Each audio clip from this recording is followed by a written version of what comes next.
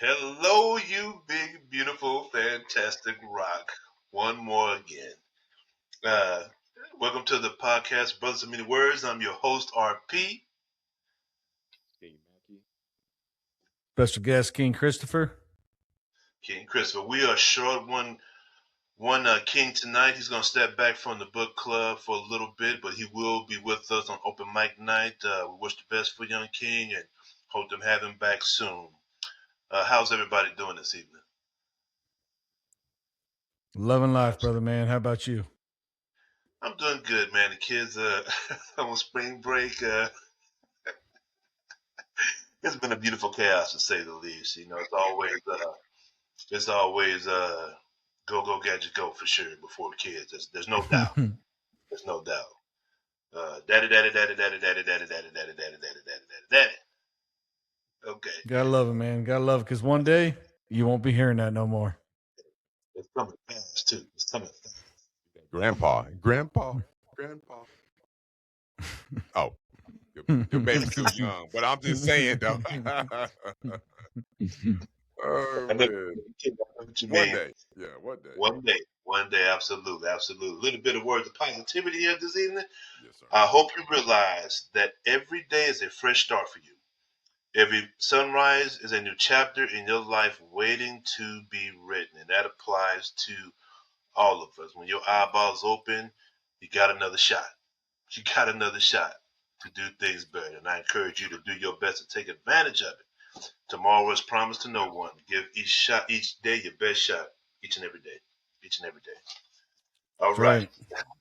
The purpose of the podcast. The purpose of the podcast is to have open discussions on various subjects by way of reading books and articles related to the topics picked, which would allow us to discuss, review, debate, and enlighten ourselves along the way, as well as those who wish to join us on this beautiful journey. So this year's topic is the origins of religions. Origins of Africa, excuse me.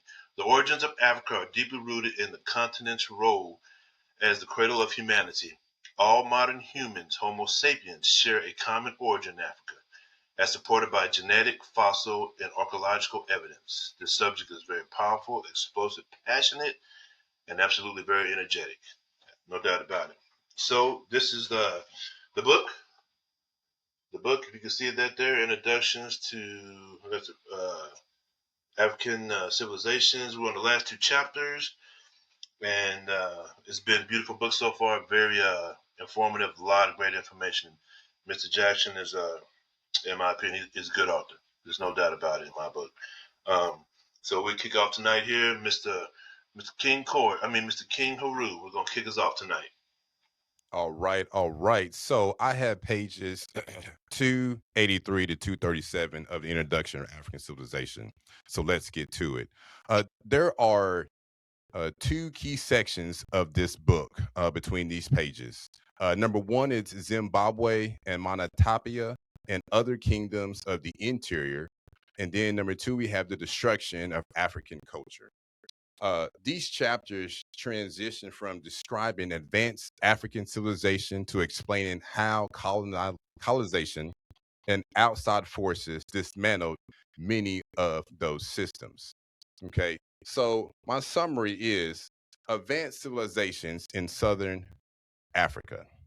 Jackson explains that powerful and sophisticated African states existed in the interior of Southern Africa, especially around the Great Zimbabwe and Manatapia Empire.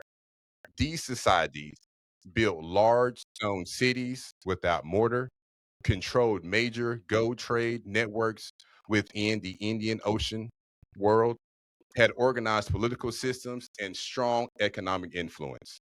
European explorers later tried to claim these structures were built by outsiders, for example, as Phoenicians, Arabs, or political figures.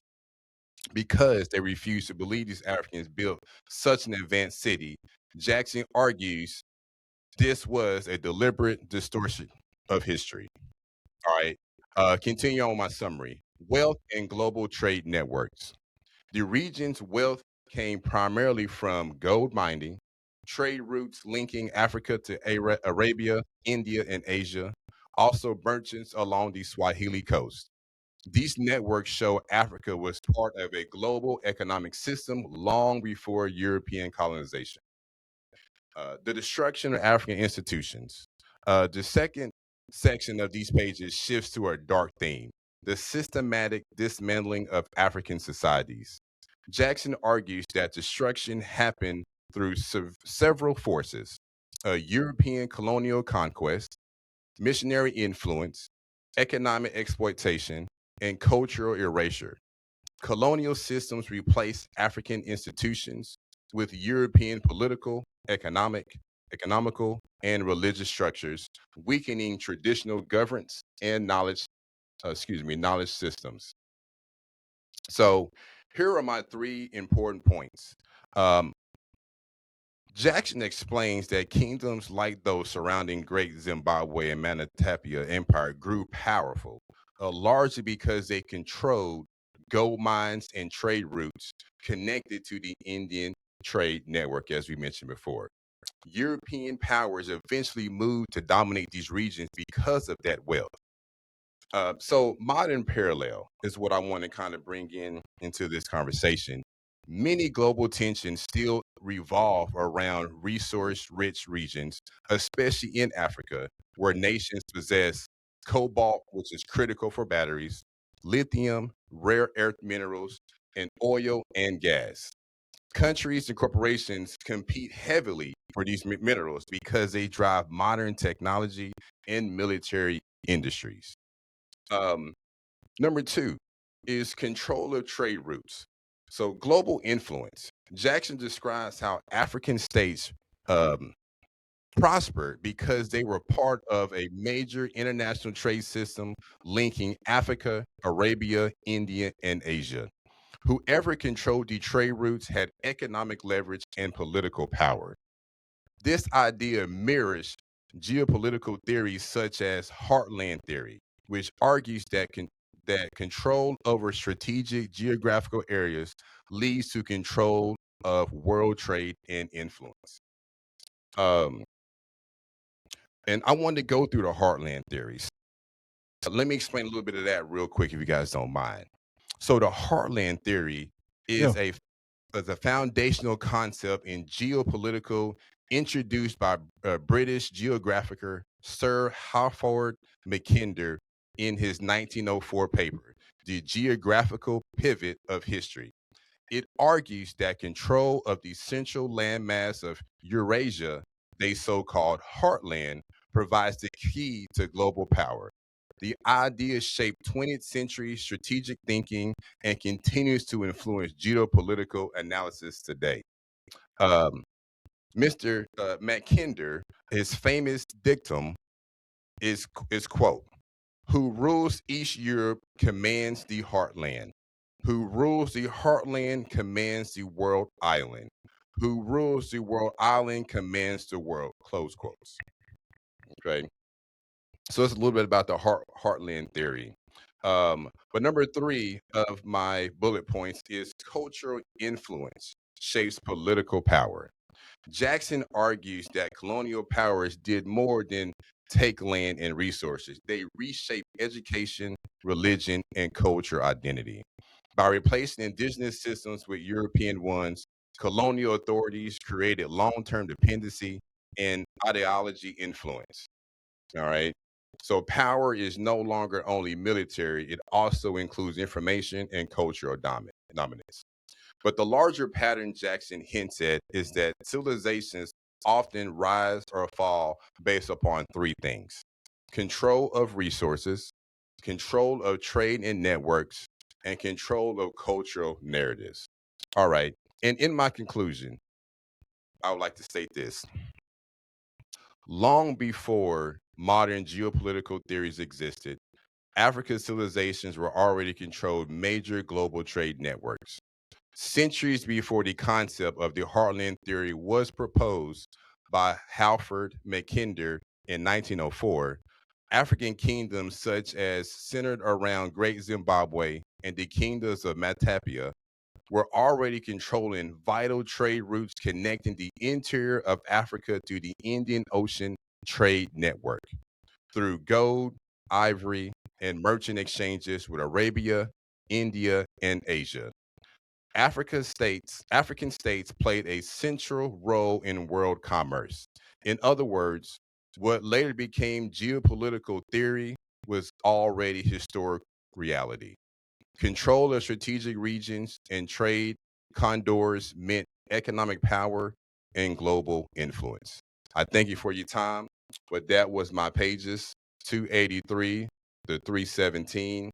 And the key sections of this particular pages were Zimbabwe, the Manitoba, and other kingdoms of the interior, and the destruction of African culture.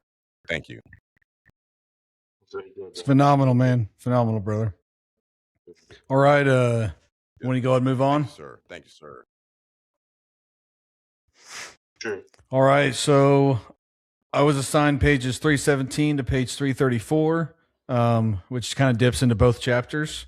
I got three topics here. My first topic for discussion is Africa had real civilization, scholarship, and institutions. The first point Jackson makes is very strongly is that Africa had deep civilization and intellectual life long before outsiders later acted like it never existed. In chapter 9, Jackson centers of knowledge.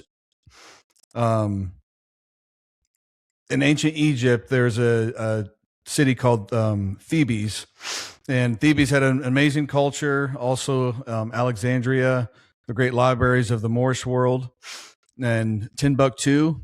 He talks about libraries, universities, scholars and manuscripts, and educational institutions. And I think that matters because it's not about making a vague emotional argument. He's trying to establish evidence. He is showing that Africa had organized scholarship, stored knowledge, and traditions of learning. That stood out to me a lot because before somebody can understand destruction, they first have to understand what existed beforehand. And if you start the story in the middle, it becomes easy for people to assume Africa had nothing. And then later, European power supposedly brought civilization to it. But Jackson is clearly arguing the opposite here. He's saying that Africa already had a civilization.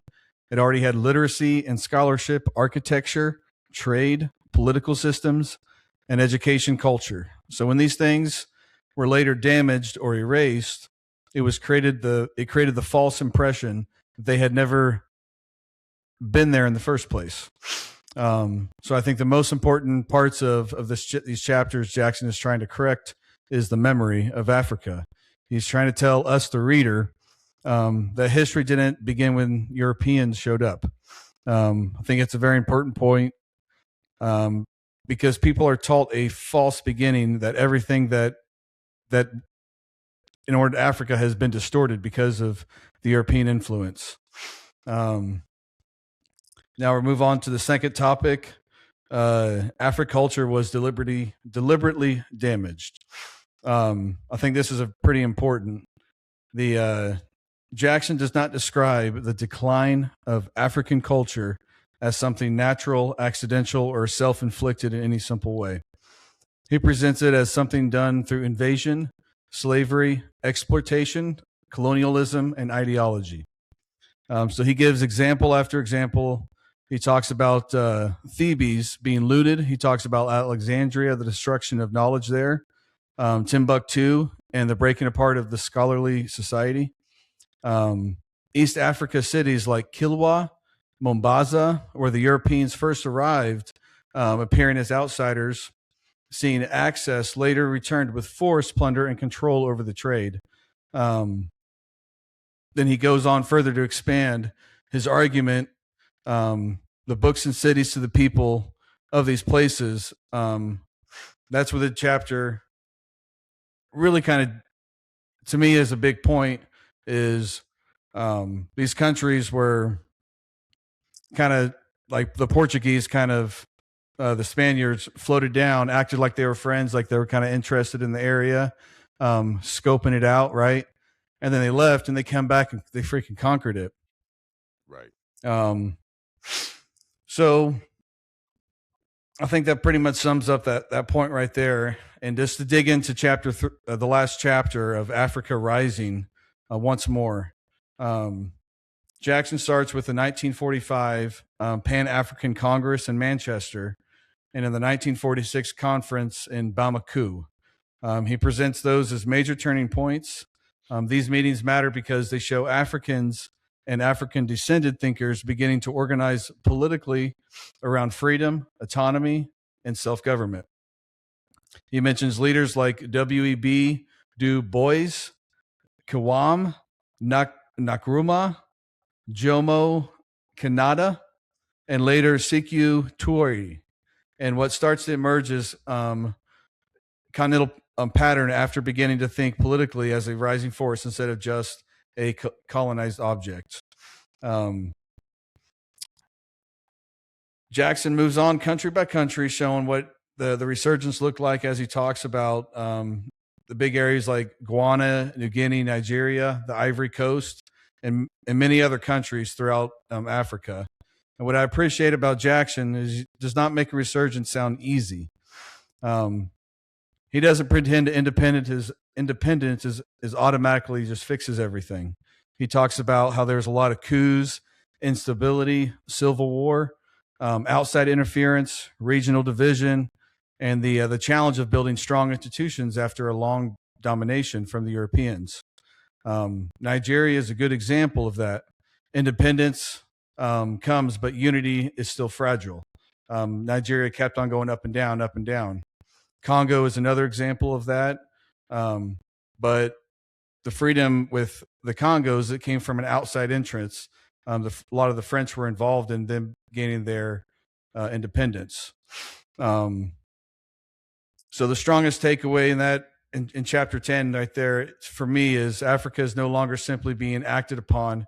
It's starting to finally rev up its engine. It's building schools, writing constitutions, forming governments, reorganizing economies, and at the same time, all these things are happening. You got outside influence of Europeans, civil war amongst each other too, and they're still here. They're still making progress. As we see today, this book was written in early 2000s, I think, when mine was published. So a little behind on the times, but very interesting. Lovely, man. Lovely, lovely, lovely. Yeah, that's great stuff right there. That's great stuff. I was just looking at it. So, excuse me. It was copyrighted in 1970, so it's been a little bit of time. So, but it's definitely great work. So, for me, those two chapters, the destruction of African culture and African resurgence, in reading those, and then, excuse me, when you come across the different countries, one thing that kept sticking out to me as I'm reading them is like they were under the protection of the British consul or the High Commissioner. They were under the control of the French government, and so what that made me think of was in total what it resonated with me is like it was the colonization of Africa, from start to finish. And so my bullet points will be over that topic itself. So my first bullet point, I'll say each one, and then if you want to comment, I'll leave a little time if you want to comment at each one of them. Okay, so the first bullet point is the beginning history of the colonization of Africa. External colonies were first founded in Africa during antiquity, which we covered during our last podcast in reference to the ancient Greeks and Romans who established colonies on the African continent in North Africa. Some of these colonies lasted for centuries. However, when the word colonialism is spoken in modern times about Africa, it usually focuses on the European conquest of African states and societies. The beginning of colonization in Africa developed over several centuries and happened in phases. It did not start with full control of the continent. Instead, it began with trade, exploration, and coastal settlements, and later turned into large-scale territorial conquests by European powers who were Britain, France, Germany, Portugal, Spain, Belgium, and Italy. The first stage of colonization, the early European contact between the 14 and 1600s, began when European explorers started sailing along the African coast, as Chris just mentioned. In the 1400s, explorers from Portugal led voyages down the West African coast under the sponsorship of Prince Henry the Navigator. Prince Henry the Navigator was a Portuguese prince and a central figure in the early days of the Portuguese Empire and 15th century European maritime exploration. Europeans created trading posts and forts rather than inland colonies. These forts traded gold, ivory, spices, and later enslaved people. An example would be the Elmina Castle, built in 1482 in present-day Ghana, became one of the earliest European forts in Africa. At this stage, Africans controlled most trade networks, and Europeans depended heavily on African kingdoms. From the 1500s to the 1800s, European influence grew through the system known as the transatlantic slave trade. During this time, millions of Africans were transported to the Americas. Coastal trading centers expanded. European nations competing in Africa included Portugal, Spain, Britain, France, and the Netherlands. Europeans still control very little land inland. Powerful African states like Mali, the Mali Empire, the Shanghai Empire, and the Kingdom of Benin remained politically independent. During the 1800s began the exploration of the interior of Africa. They mapped rivers like the Congo and searched for trade routes and natural resources. The industrial complex of Europe wanted rubber, minerals, palm oil, and land for settlement. This increased the pressure to control territory instead of just trade. From the period of 1880 to 1914, it is known as the Scramble for Africa. True colonization happened rapidly during the late 19th century. European nations met at the Berlin Conference in 1884 to 1885, organized by Otto von Bismarck of Germany, who was a statesman and chancellor for that country. They divided Africa among themselves without African participation. Major colonial powers included Britain, France, Belgium, Germany, Portugal, and Italy. One extreme example was the personal colony of King Leopold II, called the Congo Free State, where millions of Africans died due to forced labor and violence. By 1914, nearly the entire continent, 90% of Africa, was under European rule, except Ethiopia, which successfully resisted colonization, and Liberia, which was an independent republic. Africa went from being one of the wealthiest regions in the medieval world to becoming colonized in less than 40 years.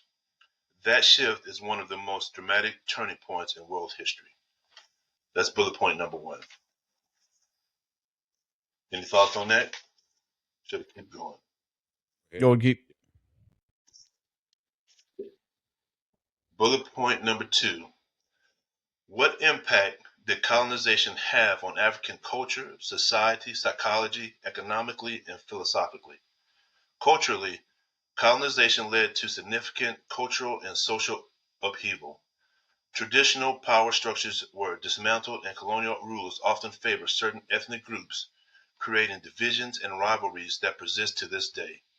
European languages such as English, French, and Portuguese became official languages in many countries. Indigenous languages were often discouraged in school and administration.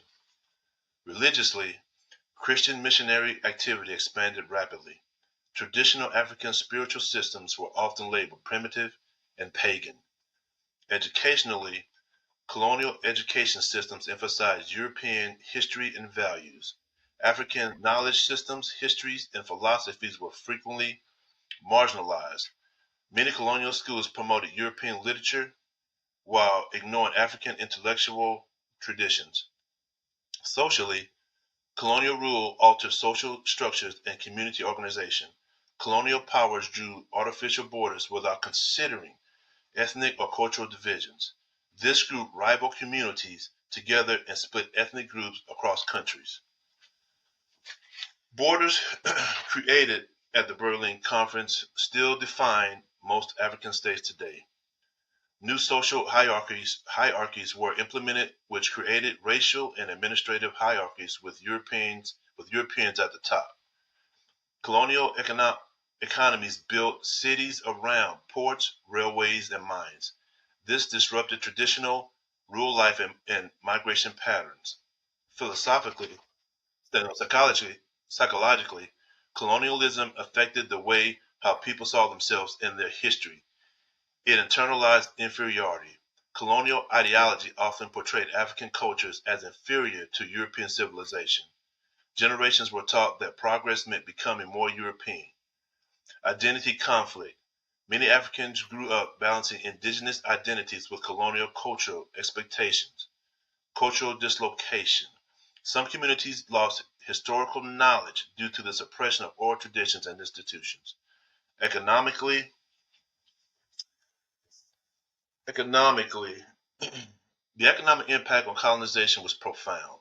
African economies, previously diverse and largely self-sufficient, were reoriented to serve the needs of the colonial powers. This invaded the exploration of natural resources and the establishment of cash crop economies at the expense of local food production. Labor practices, including forced labor and oppressive taxation systems, were implemented to maximize profits, leading to widespread poverty and economic dependency. The colonial economy was designed primarily to benefit European powers. Colonies were organized around exporting raw materials such as rubber, gold, and cocoa. Industrial development inside Africa was limited. The infrastructures were built for extraction. Railways and roads connected mines and plantations to ports rather than linking them to African economies internally. Many post-independence economies remained dependent on exporting raw materials to global markets. Philosophically and intellectually, colonization reshaped African intellectual traditions and political thought. Colonial powers imposed new political structures, often based on European models, disregarding existing systems of governance. This reorganization resulted in the centralization of power and the creation of modern Africa states with borders that often did not reflect realities on the ground. The introduction of new governance systems also meant the erosion of traditional leadership and governance structures, leading to a loss of autonomy and self-determination. That was bullet point number 2. That was bullet point number 2. That's deep. That's deep. That's deep. That's how when I was reading those 2 chapters, that's kind of what I was thinking when he was kind of getting around to. So um, that's how it hit me. So I got one more. Want me to read that? You guys want to comment? No, go ahead. Rock and roll. Last bullet point. Bullet point number 3. What was the lasting legacy of colonialism on Africa and how has it recovered? The legacy of colonialism in Africa is complex. Colonial rule reshaped political borders, economies, identities, and institutions. After independence in the mid 20th century, African nations began rebuilding systems rooted in their own priorities while also dealing with structures left behind by colonial powers. Political legacy, borders, and state structures. One of the most lasting colonial impacts came from the way of the continent was divided. Long-term effects. Many countries contain multiple ethnic groups that had not previously been governed together. Some ethnic groups were split across several countries. Colonial governments centralized authorities in ways unfamiliar to some traditional political systems. Recovery and adaptation. Many nations adopted constitutional systems combining modern governance and local traditions. Regional organizations such as the African Union worked to promote cooperation and peaceful conflict resolution across the continent. Economic legacy. Extraction-based economies, cultural economies, were designed mainly to extract resources for Europe. The mining of minerals, producing cash crops like cocoa, cotton, and rubber, exporting raw materials rather than manufacturing goods. This system left many African economies independent on commodity exports. Recovery and adaptation. Countries have increasingly diversified their economies. Manufacturing, technology, and service sectors are growing in several nations. Cities such as Lagos and Nairobi have become major economic and innovation hubs. Culturally and linguistic legacy. Colonial rule introduced European languages like English, French, and Portuguese in government and education. However, with that being said, Africa remains one of the most linguistically diverse regions in the world, with thousands of indigenous languages still spoken. Recovery and adaptation. Cultural revival movements have promoted indigenous languages, literature, and traditions. African art, music, and film have become globally influential. For example, the Nigerian film industry, often called Nollywood, is one of the largest film industries in the world. Psychologically and identity legacy. Colonialism also influenced how Africans viewed themselves and their histories. Some colonial systems promoted the idea that European culture represented modernity, modernization, while African traditions were backward. After independence, intellectual movements sought to reclaim African identity. Infrastructure and institutions. Colonial governments built railways, ports, and administrative systems. However, much of the infrastructure was designed mainly to move resources to ports for export. The independent movement. The recovery process began with the independence movements across the continent. One of the most significant milestones was when Ghana became the first sub-Saharan African colony to gain independence in 1957. During the 1960s, many countries followed a period often called the Year of Africa. Africa's post-colonial story is not only about the challenges left by colonialism, but also about adaptation, resistance, and cultural renewal.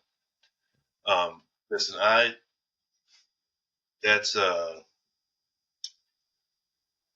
that's it's a shame. Yeah. It's a It shame. sure is. Yeah. And, and we will cover King Leopold down the road, and we will cover the Atlantic slave trade. Those are definitely two important scenarios that happened in Africa.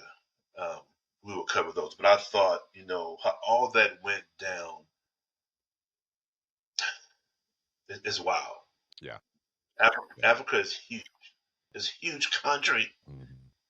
and to just go in and just take it for what you want, as we have read, you know, all the resources that Africa has. It's been that way since antiquity.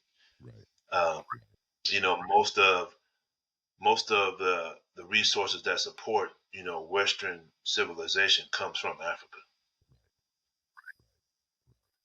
Yeah. Yes, it does. Yeah. And it's at a rise right now. You only keep something down for so long now. You Absolutely. know, I mean, it's been predicted by Professor Professor Sachs, that was stating uh, in the next 15 to 18 years, Africa could be the world superpower. Right Hmm. now, it is coming up on Asia to be the world's third superpower over Asia in the next 5 to 10 years, possibly 7 years. So, what was once down is on its way up again. So, um, but that would be the perks of today. That would be the highlight of today, I would say, because it's a sad case. It's a sad case. Yeah.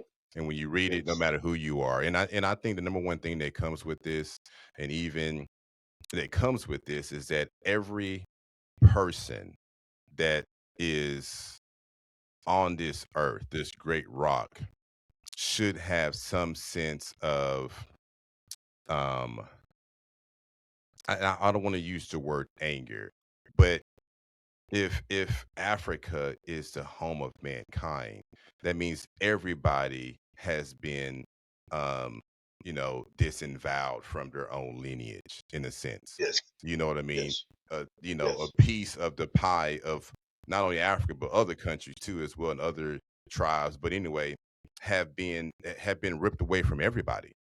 Everybody.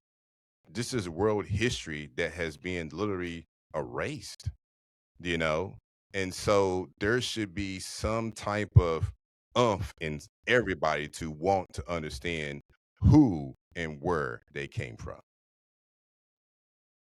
I'm with you, I man. think there's definitely a level of. I'm sorry. Go ahead, Chris.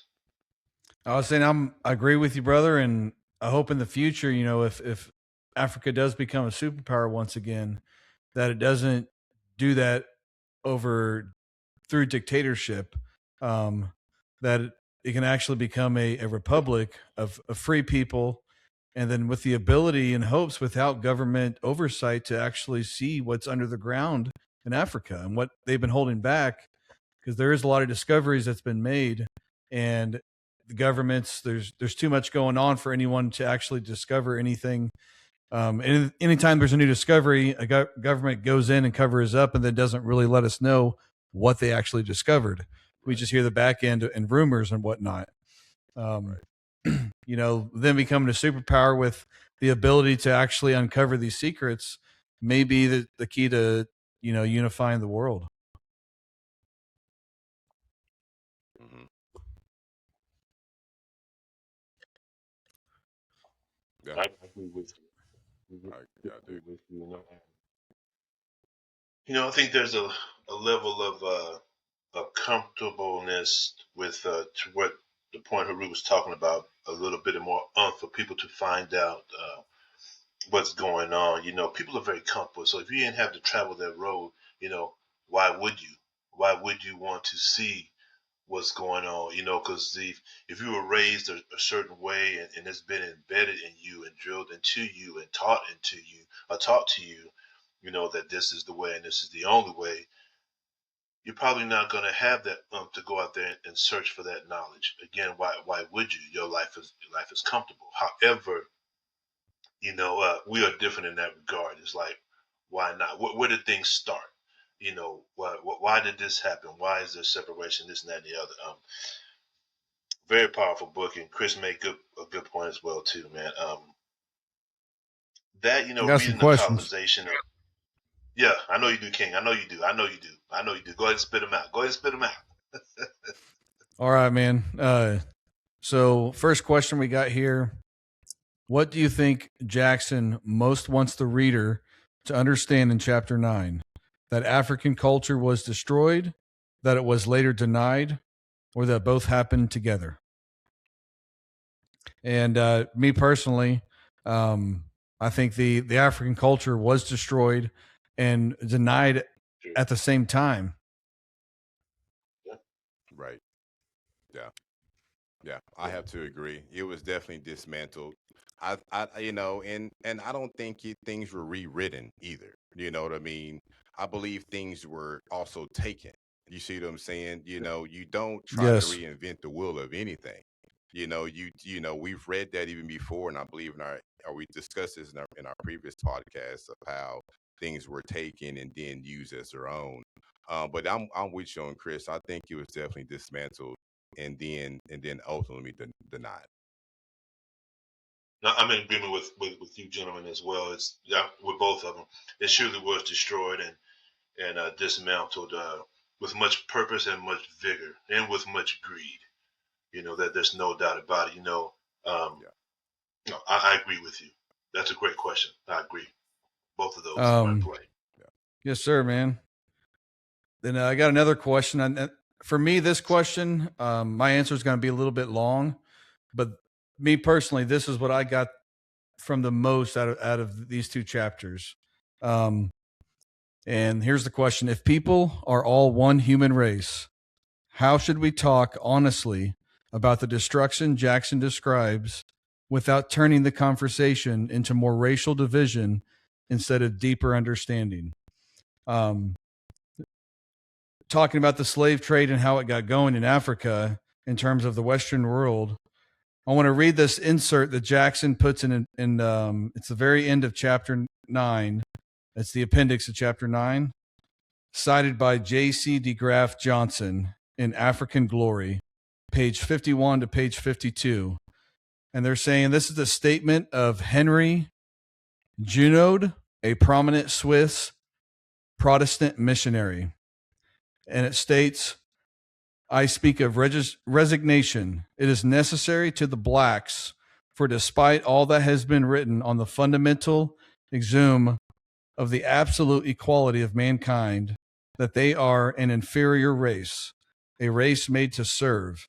It would be harmful to them to cover up the evident fact under a pile of sentimental eloquence. Christianity alone will make out of the black a servant, satisfied with his lot, for it is alone can bring him to a free and voluntary submission to the plans of divine providence. Everyone, I will even say the whole of humanity, is deeply concerned that the Negro should accept the position assigned to him by his physical and intellectual faculties.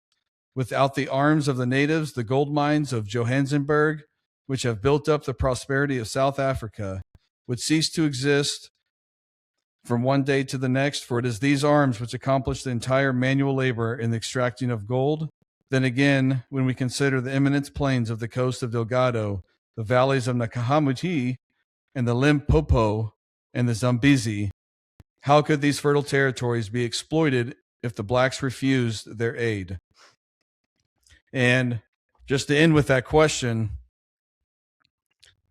to really understand how racism really started, we have to understand that it was a religion that thought it was more powerful and thought that since the Europeans believed in this religion and the people they were invading did not, they were a different color, they were black, and the religion is what put that idea in people's minds. And I think that's really important to understand, that it wasn't just a separation of race, of black and white, that it came from religion. And a lot of wars, every single war on this entire planet that's ever happened, is because of religion.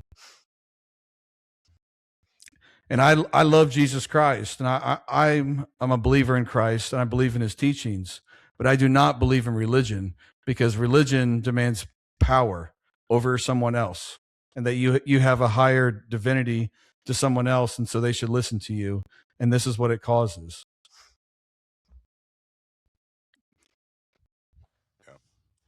Yeah.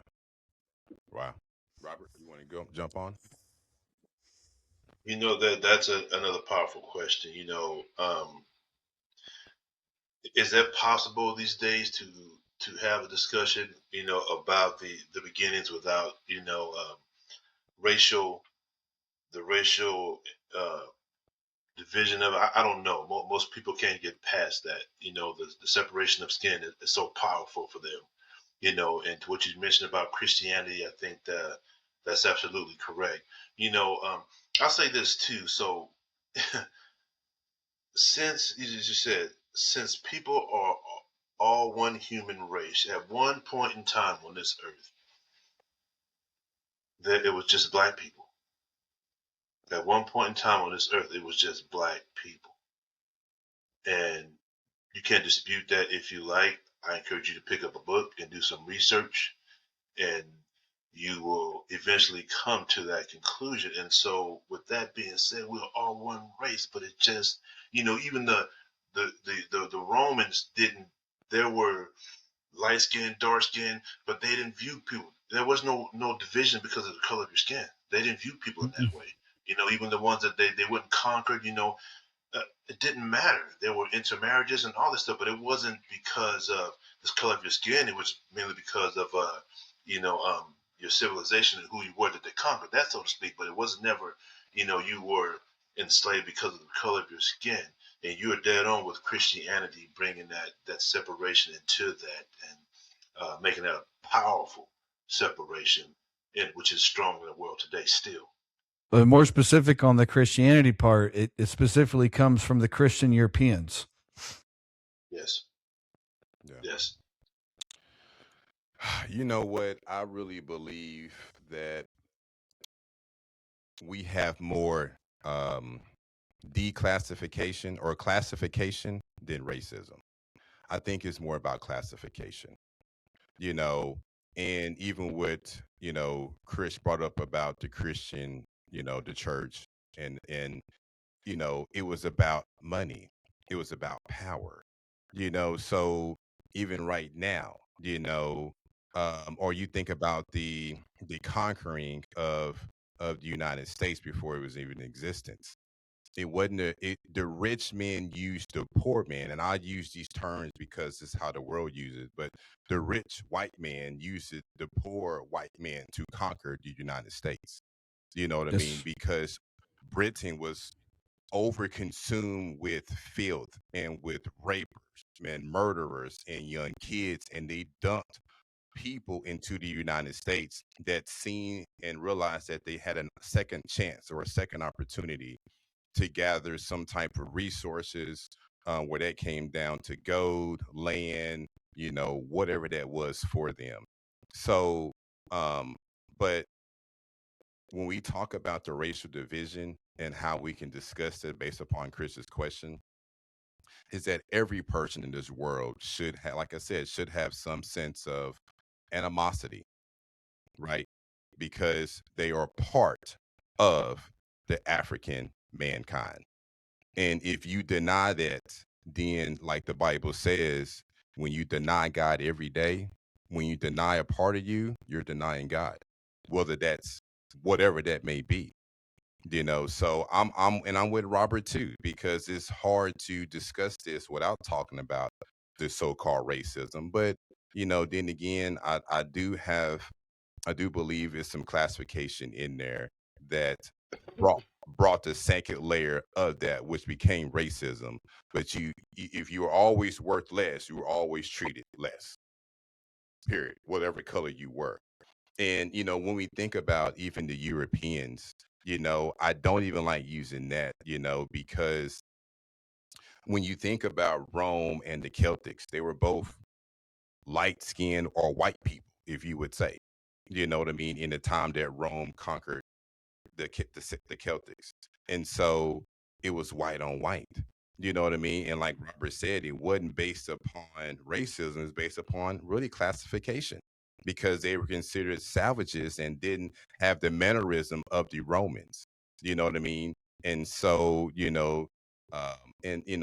so, but I do believe that when it comes down to Chris's question, is that um, in order to have a serious and mature conversation with anyone, they need to be able to understand the true history and where they came from. And then racism plays. And that's a good point. You're exactly right. You have to know your history, because it's like when you see some of these so-called intellectual people, having these discussions on TV, one black, one white, especially if one is getting um, the best of the other. The fail-safe is always racism. It is. The fail-safe is It always is. racism. It is. Always. Yes.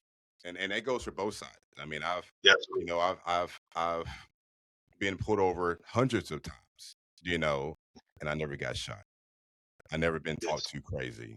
I never been yanked out of my car. You know what I That's right. mean? So we allow the world to get the people allow the world to get the best of them. And so when you indulge yourself into the narrow path, right, or the expanded path of ignorance, then that's where you lie. So, but anyway, I digress, brother. I know you got two more questions. Um, well, I got actually one more question. The last question is what do you think matters more for real national recovery after oppression? Political independence, education, strong leadership, or a sense of shared human unity beyond tribal, national, or racial lines? Um, Me personally, in my opinion, I think it's the number one most important thing for bringing a country and people back online would be education. Um, Yes, that's number one. Is if a person is most likely has education and has right, knowledge and truth, they're going to have a better life, and they're going to also treat other people better. right. And um, and as you can see, usually education is what's the first thing that's actually suppressed. That is so true. Um, or proper education and the truth. Right, right. Yeah, Um, and also for a country needs to be unified. A people needs to be unified if they want to build something. Humans are always better together, never apart. And becoming tribal and separating ourselves makes us a lot weaker. right, right. Yeah, the vision. Yeah, yeah. I agree with you on education. You know, I mean that's what brought us all of us together was through education. You know what I mean? And if each one of us lacked a particular knowledge, we wouldn't be on this podcast right now. You know what I mean? So education is key. And I'm with you on unity. You know what I mean? And I think that's the foundation of this earth is to have unity. You know what I mean? And the fact that we're going the opposite direction, we already see the chaos it has brought. And matter of fact, we have seen the chaos over thousands, or at least the last 5 to 600 years. We can see how division has brought chaos because regardless of what people truly understand, is that at one point in time there was a great harmony on this earth where everybody harmonized and there was limited chaos. But I think the foundation of this world in the last 5 to 600 years have been based upon chaos. And if you enter into chaos, you must die by chaos. I'm in agreement with you gentlemen as well with the education standpoint also. And also too, as I've read about the colonization, what makes it hard for them, not only were they going through all the tragedy and turmoil of being enslaved and snatched, but also these tribes, they were grouping these rival tribes, in together. That in itself, it was tough. So it's a little bit of that shared unity too as well. That's different for us because we don't understand that, but for them, that's how they lived, and that's how their cultures were. So you have a tribe here, 5 miles down the road, and you got another one, and they're rivals, and then all of a sudden somebody comes along and says, "Well, now all you going to be together," and then you throw 3 or 4 more different tribes. Now you chaos. Right. So, and we're still persist to this day. However, we're seeing that they are coming out of that. Africa is finding itself again and being able to work through those things. But I'm in agreement with both you gentlemen, all the points that you made. Listen, great book, great book, great I book. learned a lot from this book. Yes. Absolutely. Introduction to African Civilizations, John G. Jackson. Get it. It's beautiful. Beautiful book. Anything else? Anybody want to comment on the book? No, I think it was, well, I say no, but yes, wonderful book. It's enlightening to know this Yeah. information. It's empowering on both sides. You know what I mean? To Yes. understand this. Because when you looked into Western history, in most cases as being what they call an African American man, you're just brought on the ship and should be thankful for what you privilege that you currently have now, not knowing that you had a privilege beyond royalty at one point in time, or at least your ancestors did. And so, yet again, it's a heavy heart, but with that heavy heart, I have to admit there's a crown that sits on top of it that keeps me moving every single day. So I appreciate you, Kings, for this opportunity, and I'm looking forward to the next book. Absolutely. Absolutely. All right, moving on. What about that spotlight on beautiful people? All right, y'all. So we have a spotlight tonight, and our spotlight is Dr. Shirley Jackson, a theoretical physicist whose research at Bell Laboratories contribute to technologically behind. Uh, uh, excuse me. So number one was touch tone phones, caller ID, and fiber optic communication. Why she matters. Her work laid groundwork for modern telecommunications and backbone of today's digital world. Yet most people use these technology daily without knowing her. Before smartphones connected the world, Dr. Shirley Jackson helped make connection possible, but her name rarely gets called. So the spotlight for tonight again is Dr. Shirley Jackson, and her contribution to society was through the touchstone phones, caller ID, and these wonderful fiber optic communications that allow us to use Wi-Fi on a daily basis. Absolutely. Absolutely. Absolutely. That's it's always good fellowship every single time we Absolutely. get together. For those who are listening, we encourage your likes, your thoughts, your suggestions, your questions, and also, and I forgot to mention that we're on YouTube. We're on Apple Podcasts. We're on Deezer. We're on Riverside FM. We're also on what's the other? I can't remember that. We're coming to TikTok soon. So if you can't get on there and watch that video, if you're riding down that road, you can pop on Spotify. We're on Spotify as well. So you can, if you can't watch it, you can always listen to us on those platforms. Be sure to check us out, and always love you, Kings. All right, love y'all. Love y'all.